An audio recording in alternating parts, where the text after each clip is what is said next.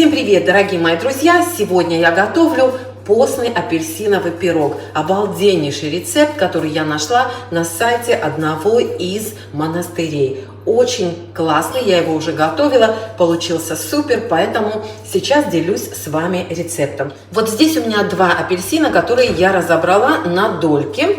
Лишний сок сейчас сцежу. А кожу этих апельсинов я счистила и мелко порезала, для того, чтобы ее было легче перебивать в блендере. Апельсины я помыла заранее и насухо вытерла.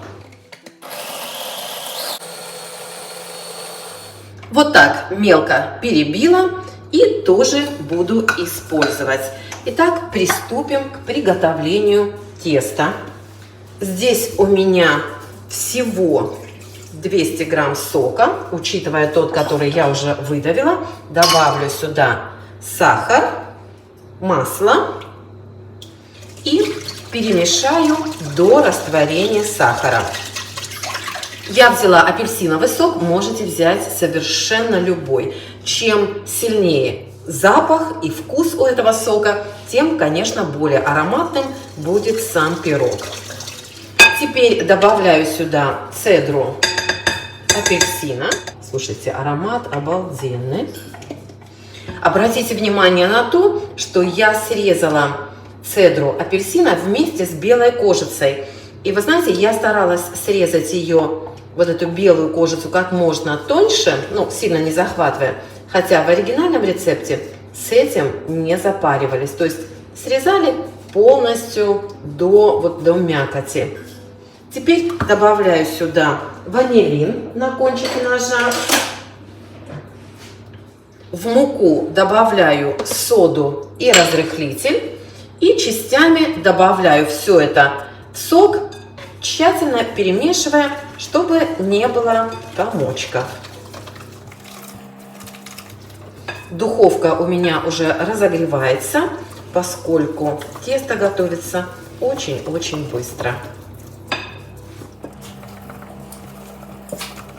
Тесто получается примерно такое, как на яблочную шарлотку. Вот и все. Добавляю сюда изюм, который я ошпарила кипятком и откинула на ситечко. Все тщательно перемешиваю. И тесто у нас готово. Дно своей формы я выложила бумагой для выпечки и смазала ее маслом. На всякий случай. И теперь выкладываю сюда тесто.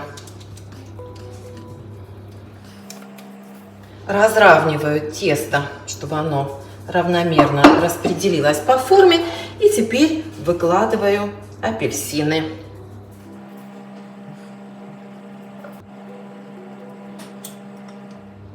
Вот так.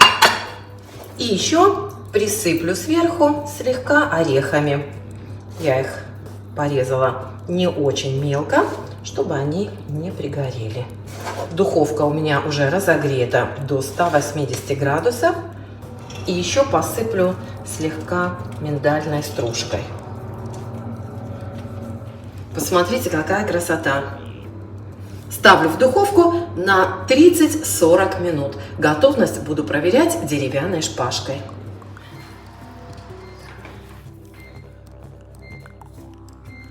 Ну что, друзья, прошло у меня, конечно, больше 30 минут, наверное, все 40. Палочка выходит чистая, сухая. Проверим в нескольких местах. Дам пирогу постоять в форме буквально 5-7 минут, выну его, переложу на решетку и, как только он остынет, будем пробовать.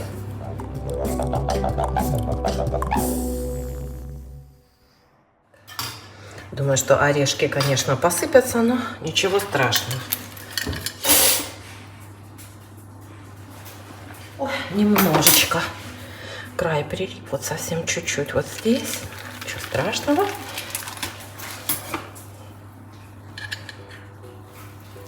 Вот так. Все. Слушайте, нежнейший пирог. Чуть-чуть вот здесь краешек у меня отвалился, но ничего. Какая вкуснятина. Ребята, обалденнейший. Вот здесь немножечко где-то у меня с краешку прилип. Ничего страшного, пирог суперский. Ну что, друзья, давайте попробуем наш пирог. Очень нежный. Ой, прям по апельсину разрезала.